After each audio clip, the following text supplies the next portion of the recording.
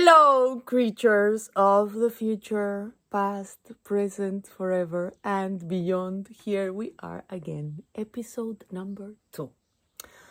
So, where were we? We were in a circle. And there was this beautiful creature on the other side of the circle. And I was getting ready in that moment of my life, in that point of my life, I was getting ready to go to Persia. Because after the dreams and experiences I had, I felt that Persia was going to be the answer to all my questions. Anyway, I meet this man. And since I saw him, I just felt this is the one. So he walks over towards me. We walk out into the streets of Mexico City. We start talking about all kinds of magical stuff. I arrive home in a state of awe and bliss. And then I have to wait until the next day of the lessons, because you have to know that this other planet where we used to live, where there was no WhatsApp and no internet and no Googling people up, and it was just meeting someone, and if you didn't exchange numbers, you might never see that person again. Anyway, this was, I don't know, a certain day of the week, Friday, Saturday, and the next class was probably Wednesday or something. The class used to happen twice a week. So I arrive on the next session, and I'm waiting in queue. We make a line outside the classroom. So I line up, and he arrives right behind me, and we're in the line. And we start talking, and the spark, and the and then they open the classroom, and I go in the classroom, and he doesn't go in, and he doesn't go in, and he doesn't go in, and he doesn't go in, and he doesn't go in. And then I overheard the model talking to the teacher of the class that there was this situation and there was this conflict with another teacher that didn't let him in because the this and the that, and the da, and that other teacher didn't let him in that space. So I'm never going to see this person again. I was in shock. They didn't let him in. And now what I'm going to do? Where am I going to see him? So it was a horrible moment. Days pass. The day of the next lesson comes. I'm in distress, not only because of that, there were lots of things happening in my life at that time. So before the class, I go to the Museum of Modern Art. I used to like this place, and I used to spend many hours just like in existential reflection mode, looking at paintings and sculptures and just breathing in there. So I go to the museum, and I'm hours in there. And then when I walk out of the museum, like we're talking Mexico City, in those days, there must have been like 18 million people in Mexico City. So I walk out of the museum, and as I'm walking out, I see him walking, like crossing the big road of Reforma, exactly in front of me. And I was so nervous and so shaky that I just turned down and I look at my bag again, and then he's just there looking at me. And we meet in the middle of the street. Well, not in the middle of the street, on the side of the street. And we hop on a bus, and we go downtown, and our love story begins. So we fall in love. And he tells me, listen, about your search. So if you're like really, really, really, really looking for God, you're getting ready to go to Persia. Before going to Persia, before going to meet these fires on the other side of the world, you must go and meet the fires here in your land, here in Mexico. I think we should go to Huiricuta. Huiricuta is a very sacred place. They call it desert, but it's not really a desert. It's like a cactus forest, and it is very dry, but it's not like a sand desert where it's just very dry land, cactus forest. And it's a place, it's the place where peyote grows naturally. And he had been there a few months before we met. And he had a very, very, very, very profound experience there. And he told me, let's go there. And then you like connect with this place and with this magic before going to Persia. So we're getting ready. We're getting ready to go to Huiricuta. And I'm getting ready to enter into contact with these sacraments. I had heard very intense things about this cactus that grows in the desert and takes you into these very deep and open states of consciousness. And at that time, I started taking birth control pills. And it was the first time that I took them in my life, and I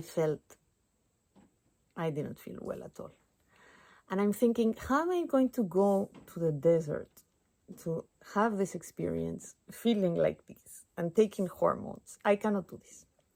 So I stopped taking the pills to get ready to go to the desert.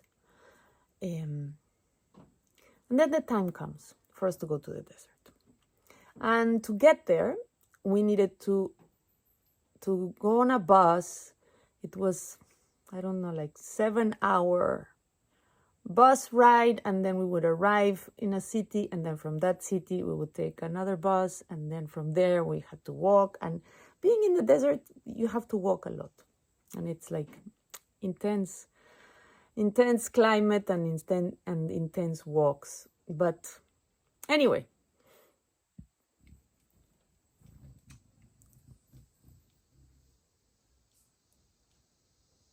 did you see that? ¡Qué bonitura! ¡Ay, colibrí del amor! De Cuculcán. Okay, so we arrive at our first destination. And when I try to stand up, I can't. I have like this unbelievable pain in my right knee. And I stand up with great difficulty, and I start walking with great difficulty, and we have no idea what's going on. I didn't fall, I didn't twist, nothing. I sat down in the bus for 7 hours, and I can't walk. So we go, I'm going with this pain. We look for a doctor in this first city where we're stopping. And the doctor couldn't do anything, and we go to look for a healer. We go to the market, and another sobador les llaman. They try to do something with my knee, and there's nothing to be done. So we go and spend time in the park. We're puzzled, but we definitely cannot go into the desert if I can't walk. Like I told you, in the desert, you need to walk, and you need to be strong and able to go in there. So instead we go to another city just to spend time with his family. We have a holiday of a few days, and then I jump. I don't know how long after, but it wasn't a long time. After, I don't know, maybe a week or 10 days, something like that, we're making love. And while we're making love, I literally, this sounds like such a cliche, but this is not metaphorical. I literally see stars. In a moment, I have my eyes closed and I see this like celestial dome with millions of stars, like slightly violet, like pshoo. And in that moment, I thought, I'm pregnant. I'm getting pregnant. And I didn't say anything. I just felt this. I don't know if I thought like with those words, but I felt it. I felt this thing. And I let time pass. 2 weeks passed. And in the period of those 2 weeks, I'm just holding this in my heart. Like, I know I'm pregnant. I know I'm pregnant. But trying to also like say, no, you're crazy. Like, come on, you're not pregnant. Of course not, you're not pregnant. I start waking up like I didn't know that I was pregnant, but I knew that I was pregnant. But I start waking up in the mornings with this unbelievable, unstoppable desire to drink grapefruit juice. Something that has only happened in that period of my life. And I let a few weeks pass, and it's the time like for my period to come, and my period doesn't come. And right away, I take the test. I go to the drugstore, I buy a test, I come home. At that time, I was living at my dad's house. I had gone to live with my dad, and my bedroom was a little room on the roof, in the, I don't know if you say it like that, ceiling roof. The ceiling is when you're inside, the roof is when you're outside, right? So I had this little room on the roof. It was like a tiny little independent apartment. And I had a big terrace where I could just look at the sky. So I do the test and I go outside on the roof to wait for the result. And then when the thing is ready, I look down, I look at the result, I'm pregnant. And in that moment, I just felt my answer. I just feel my answer from God. And it didn't come in words, but it just came like in this feeling of, you want to serve me, right? Like, if you want to serve me, if you really want to serve me, raise this child. Raise this child for me. And that's it. You want to find your path, you want to meet me, you want to find me. Raise this child for me, with me. Your answer is inside you. Like literally, physically, in your womb. Your answer is in your womb. There you go. Here's your answer. And I just started crying. And I'm feeling these words so strongly in my whole being. And I cry and I cry and I say thank you. And I say thank you. And I like open my arms to the sky. And I'm just like feeling this answer in my body. I'm going to be a mother and I'm going to raise this child. And this is my service to God. And this is my meeting God, is having this baby. So the beautiful creature, father of this baby, lived in the outskirts of Mexico City, up in the mountain. He was some sort of hermit that he didn't want to have a telephone, or he didn't care about being reachable, but it was really far. And well, I just had to go tell him. I couldn't call him.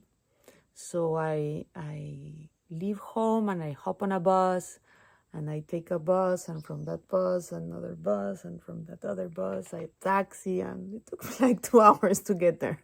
If I had a car, it wasn't that far away, but I didn't have a car back then. I didn't even know how to drive. Anyway, I get there, and he opens, like, I knock, knock, knock. Of course, he wasn't expecting me. He opens the door, and I'm like, and I just hug him. I'm crying. And without me saying anything, I don't remember, maybe, I never said I'm pregnant. This is what I remember. I don't know if I didn't say anything, but I didn't say I'm pregnant.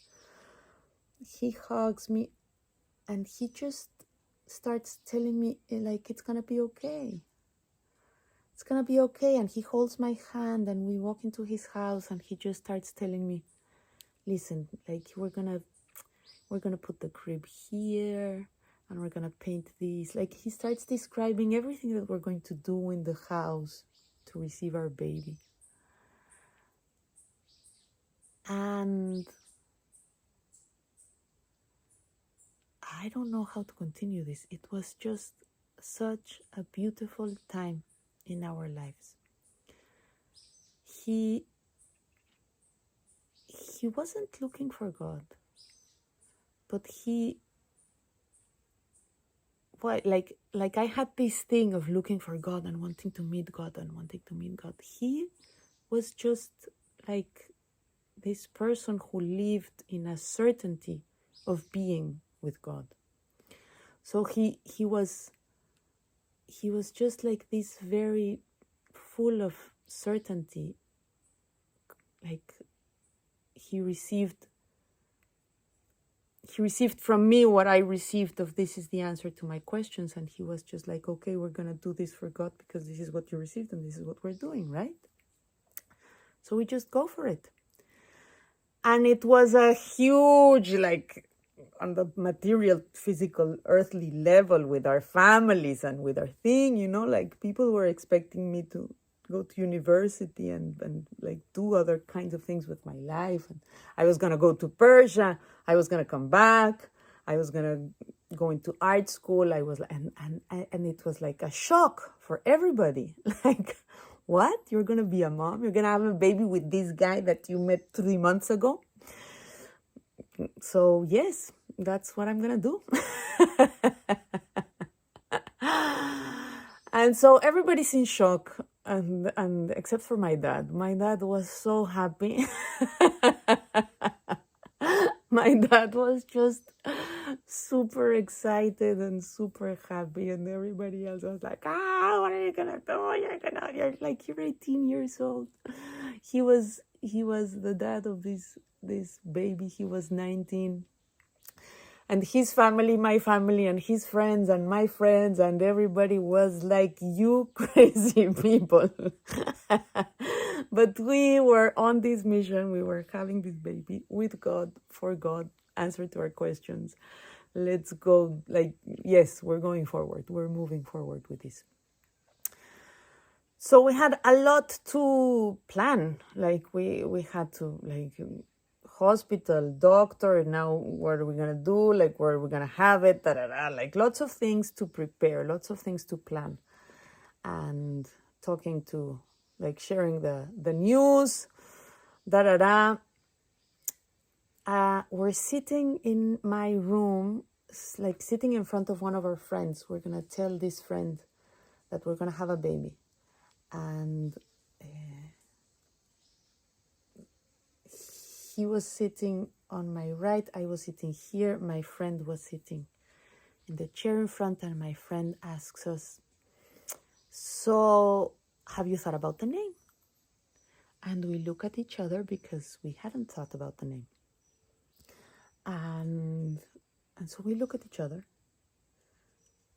and he looks up, and he just goes like this, and he tells me, Sol. And I look at him and I say, Sol.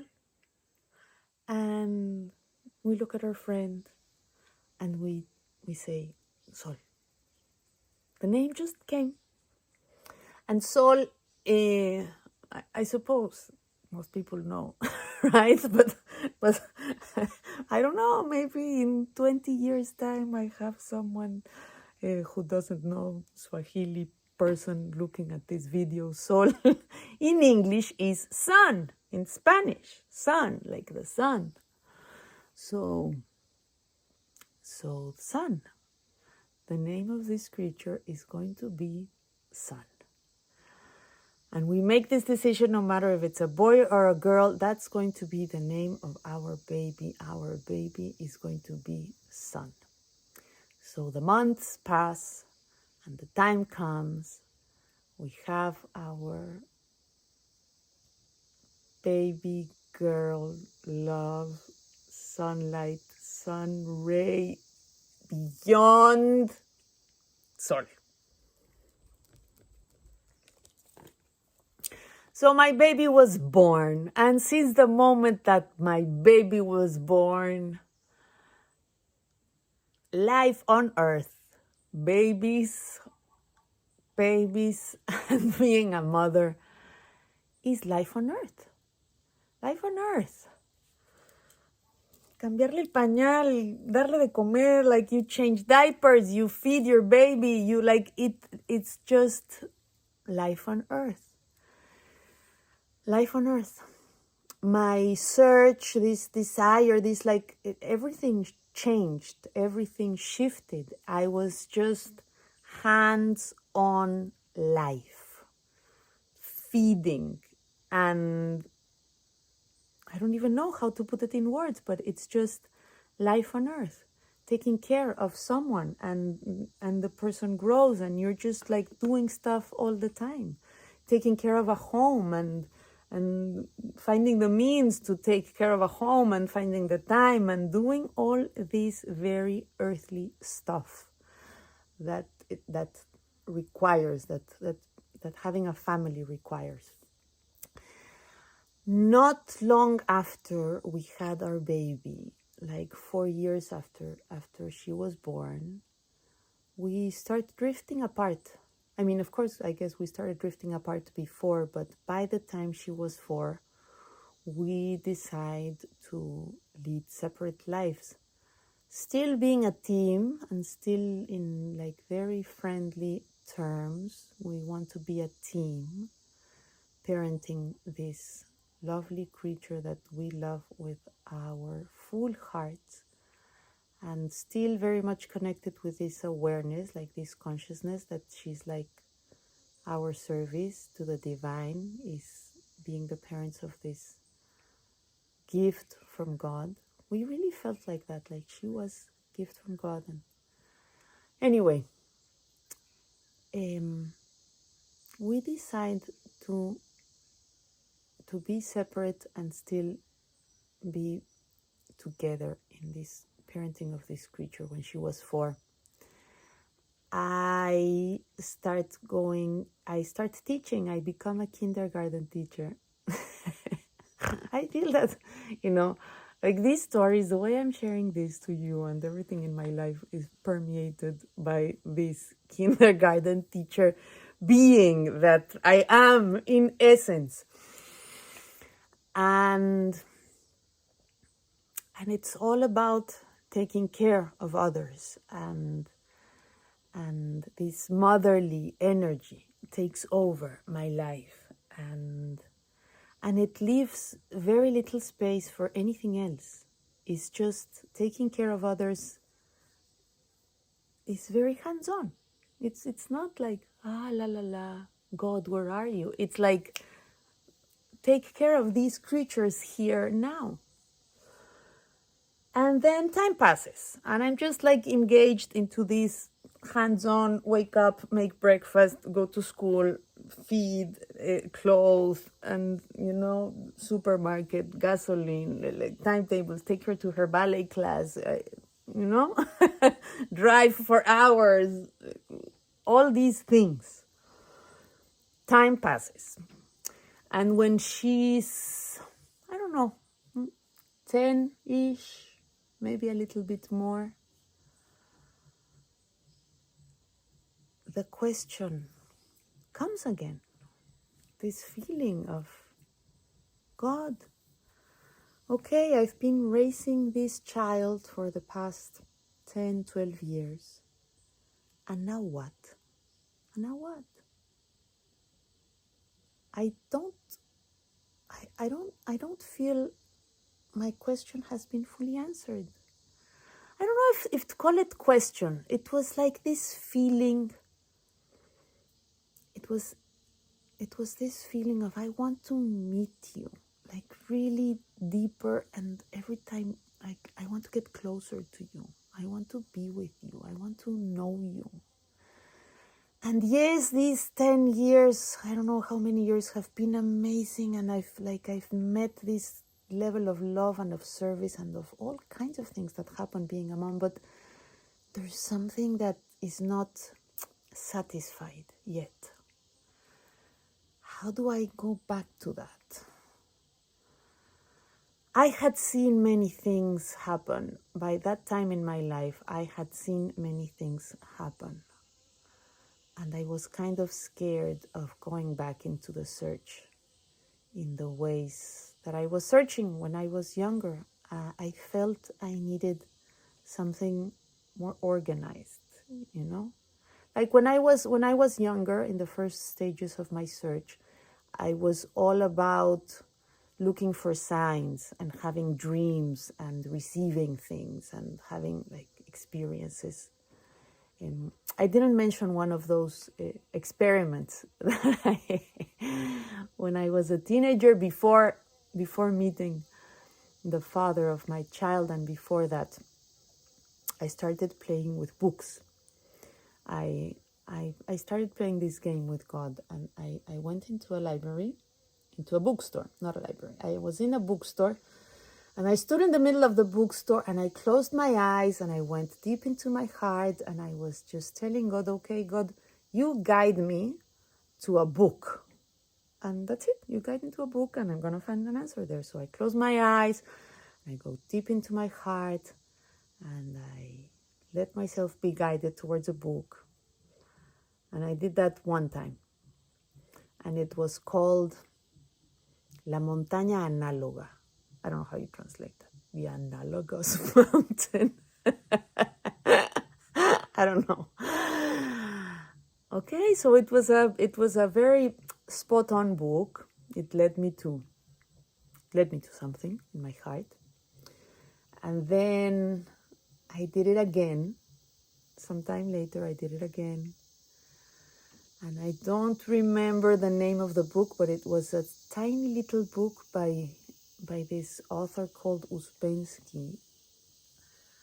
And it also spot on. And the third time, I decided to do this not in a bookstore, but in my dad's library. My dad had some fascinating books in his library.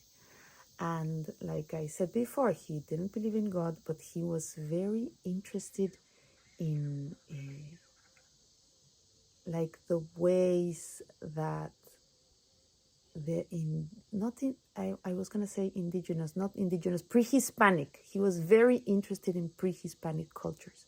His library was filled of books that had to do with pre-Hispanic, pre-Columbian cultures and their approach to divinity and their imagery and all these kinds of things. Anyway, I close my eyes in my dad's library and I find this tiny little book that I had never seen before, called The Plumed Serpent. Anyway, many years later, my daughter is a teenager. I want to look for God again, but I don't want to go in the same direction that I went when I was younger, because I've seen a lot of crazy things happen.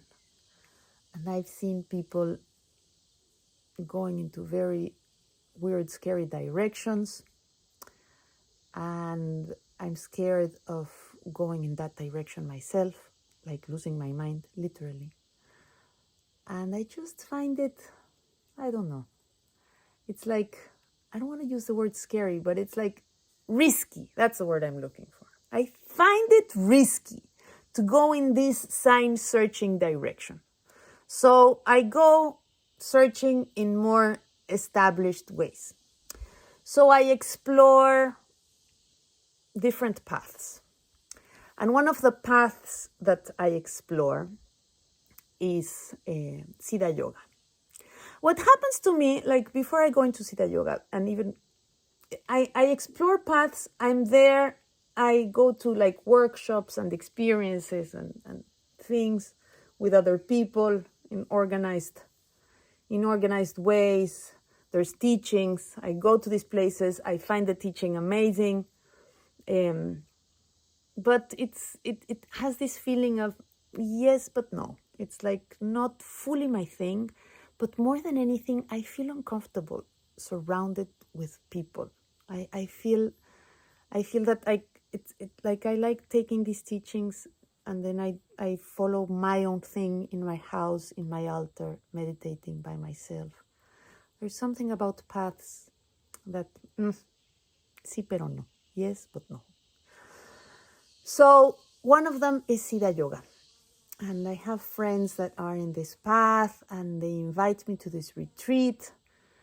And I go to this retreat, and in this retreat, you were going to receive something that they call Shaktipat.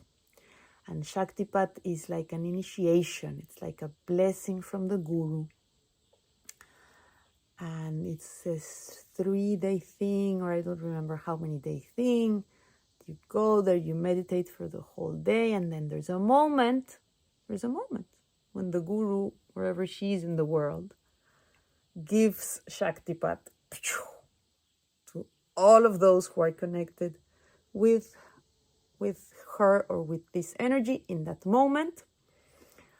And I'm there, have my eyes closed, I'm in meditation, waiting to see what's going to happen. And I have this vision, sensation. I see this very like thick golden brownish drop fall, blook, and I feel like this, like a little bit like. At that time I was trying to quit smoking, so in my thought, in my imagination or whatever, in my understanding, this blessing was taking away the smoking, the nicotine. I felt like it was so strange. It was so strange. You're going to have an initiation. You're going to receive a blessing. What's this like drop of golden brown thing? It was very unexpected. And I think, yes, maybe it's just helping me to quit smoking. Okay, yes, but no. Time passes, and somehow I'm back into the search. God, where are you? I just want to meet you. I just want to feel close to you. And I don't know where or how. Everything that I do brings me a little bit closer, but there is this space that I haven't hit the spot yet. Yes, yes, my baby, yes, my life, yes, all of these things, yes, I'm meditating, yes, I'm searching, yes, I'm doing, but there's a spot that I haven't hit, and where and how am I going to find you? We're gonna leave it there. Amo, me encanta, pero es divertido. So what we hear in the background, these are howling monkeys. Hello, howling monkeys. Thank you for accompanying our story.